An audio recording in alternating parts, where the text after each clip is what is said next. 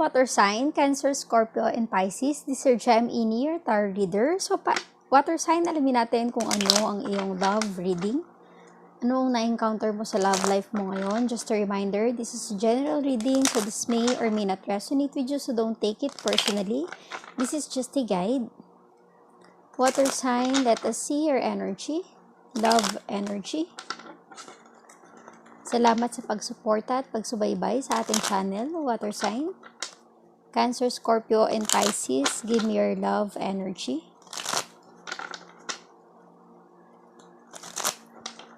Water sign, give me your love energy. Water sign, Cancer, Scorpio, and Pisces. Water sign. Let us see your main energy. Water sign. Give me your main energy sa iyong love reading. Cancer, Scorpio, and Pisces, give me your energy.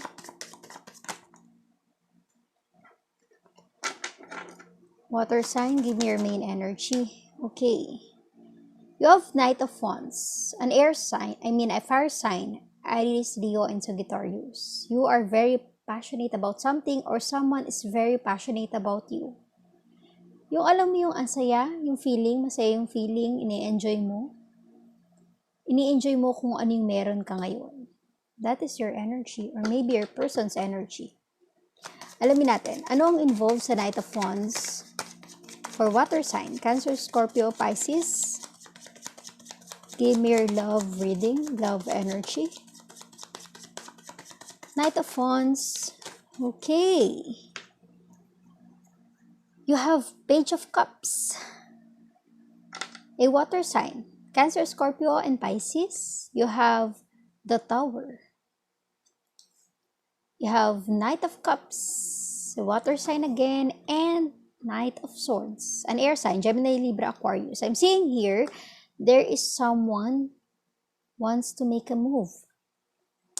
Alam niyo, iba yung feeling niya sa'yo, iba yung dating. May nangyari. There's a sudden change na nangyari kung bakit this person wants to make a move. May na-encounter siya with you na naging dahilan kung bakit. Dati parang infatuation, admiration lang yung nararamdaman niya ngayon. Parang seryoso na siya. Gusto niyang manligaw sa'yo. Or maybe, kung karelasyon mo ito, dati, medyo childish pa or immature ang inyong relationship, ngayon gusto niya ng next level sa inyong relasyon.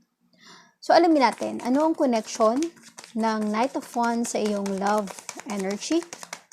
Fire sign, give me your energy.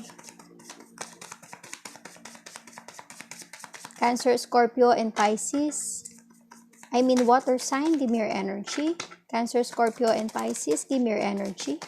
Water sign, give me your energy. Okay. You have Ace of Wands. Page of Pentacles, a fire sign, an earth sign, Taurus, Virgo, and Capricorn. Judgment. You have the Judgment. Let us pull out. I'm seeing here, water sign, your person, parang meron siyang naramdaman with you na parang, alam mo yung hindi lang siya romantic feeling pero may lust, may love. Kind of feeling na ready na siya, handa na siya to come out. Handa na siya to propose. Ready na siya for a new opportunity of love, a new level of love, a commitment with you. Parang handa na siyang i-offer to sa'yo. Ready na siya and this person will make a move. Very passionate. Alam mo yung feeling niya na handa na siya, sigurado na siya sa'yo. I'm seeing here, this person will propose to you. Kung this is a new person, propose na gusto kanyang ligawan, want to date you, or if this is your boyfriend, gusto niya a proposal for a long-term commitment. Or kung partner mo na siya, matagal mo na siyang partner, a marriage will give you a new kind of opportunity na hindi mo pa na-experience or na-encounter.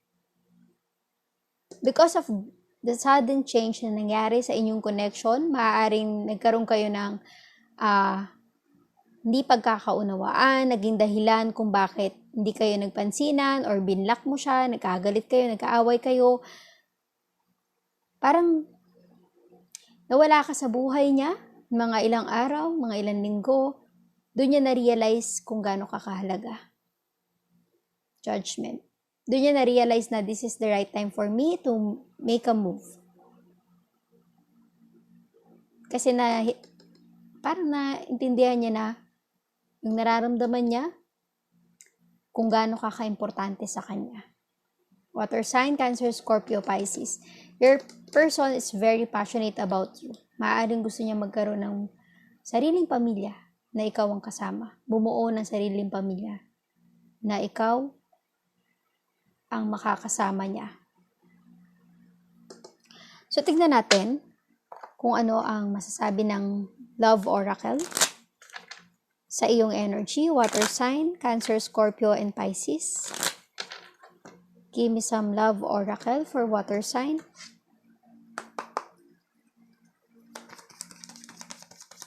Water sign, give me your energy. Cancer, Scorpio, and Pisces. Parang ibang level yung nararamdaman ng person na ito sa'yo. Some kind of parang agad-agad, mabilisan.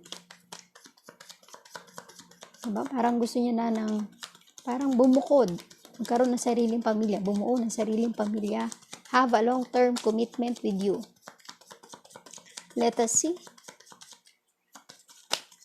You have the Tower in your energy. Ano ang ibibigay ng Love Oracle para sa'yo, water sign? Love Oracle, give me some advice or message for water sign, Cancer, Scorpio, and Pisces. Give me your energy. Okay.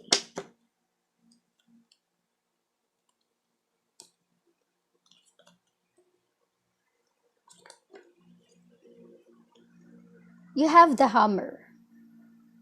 Working on it. So, because of this Tower, the sudden change na nangyari sa inyo, merong nagpayanig or gumulo sa relationship nyo. Parang ngayon, itong person na ito gusto niyang ayusin, maibalik yung dati, maiayos yung relasyon na nasira or nawala dahil sa sudden change. Kung ano man yung nangyari sa inyong connection. Mirroring each other. Diba? Reflect our wounds. Na-feel ng person mo na bakit nyo ba ito ginagawa sa isa't isa na pareho lang naman kayo nasasaktan kasi mahal nyo ang isa't isa. You are mirroring each other. Cupid's arrow. Have faith. Love is coming. There will be a surprise for you. This person will make a move. A soulmate. Soul connection. Partnership. Agreement. Soul contract. Diba? This person will offer you a kind of agreement. A contract. A proposal. I'm seeing here. I'm sensing. Not today, not dealing with hurt. Diba? Maaring masama pa rin yung loob mo sa person na ito, pero siya, gagawin niya ang lahat, mapatawad mo siya. Mapatawad mo lang siya. Girl with the snake. A narcissist paradigm, being charmed, being used, enable boundaries. Sa ngayon siguro, merong nagbablock ng wall or may wall sa inyong dalawa. Yun ang nagiging dahilan kaya merong delay. May delay, may konting delay yung movement ng person na ito towards you. Not enough. Frustrated in relationship, lack of confidence. Diba? Maaaring your person, na-experience niya or naramdaman niya ito na baka hindi ka na maging ready. Baka hindi mo na i-accept kung ano yung offer na ibibigay niya. Baka, yung alam mo may takot siya na baka hindi na mutual ang feelings niyo sa isa't isa dahil sa nagawa niya. Dahil sa sudden change na na-encounter niya. Kung ano man yung napagdaanan niyo sa relationship niyo. Parang ngayon, nagkakaroon ng takot yung person mo. na baka naka-move on ka na, baka ayaw mo na siya, baka hindi mo na siya mahal. Yung alam mo yung may doubt na siya sa sarili niya, pero your person is really passionate about you. Parang ikaw pa rin yung gusto niya makasama, kahit anong mangyari. Diba? Kahit anong napagdaanan nyo sa inyong relasyon, this person or your person, water sign, will make a move. Gagawin niya ang lahat, bumalik ka lang sa buhay niya. So, nasa sayo ang desisyon, water sign, Cancer, Scorpio, and Pisces. Please like, share, comment, and subscribe for more videos. Thank you, water sign.